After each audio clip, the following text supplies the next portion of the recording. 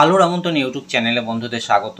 বন্ধুরা, তোমরা যারা এই বছর মাধ্যমিক পরীক্ষা উত্তীর্ণ হওয়ার পর ক্লাস 11-এ ভর্তি হয়েছো, অনেক দুস্থ এবং মেধাবী স্টুডেন্ট রয়েছে যারা সঠিক ইনফরমেশন না পাওয়ার জন্য অনেক স্টাইপেন্ড থেকে বঞ্চিত হও।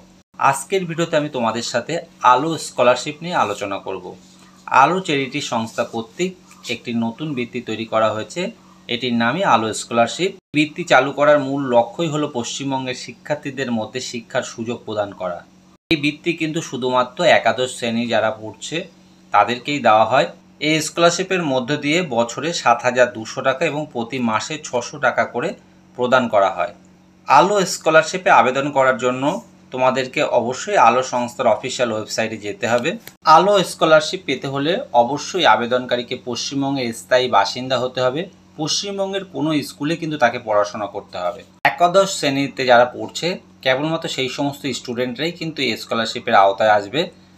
আলো স্কলারশিপ আবেদন করার ক্ষেত্রে আবেদনকারী যারা আর্টস নিয়ে পড়ছেন অবশ্যই ক্লাস 11-এ তাদের মাধ্যমিকে 70% মার্কস থাকতে হবে। যারা সায়েন্স এবং কমার্স নিয়ে পড়ছেন তাদের 75% মার্কস কিন্তু মাধ্যমিকের প্রাপ্ত নাম্বারে থাকতে হবে।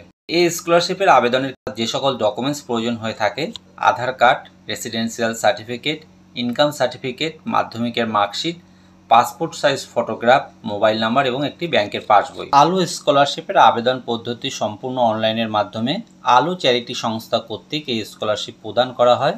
কেবলমাত্র ক্লাস 11-এ যেই সকল ছাত্রছাত্রীরা পড়ছে তারাই কিন্তু স্কলারশিপের আওতায় আসে।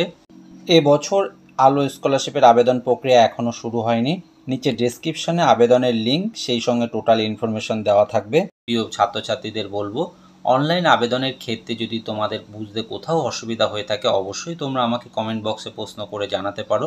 আর বন্ধু, আমার এই ভিডিওগুলি যদি তোমাদের ভালো লাগে, কাজে আসে, তাহলে এমন অনেক কাজের প্রয়োজনীয় ভিডিও খুব সহজেই পেতে চ্যানেলটিকে সাবস্ক্রাইব করে রাখবার জন্য অনুরোধ করব। ধন্যবাদ।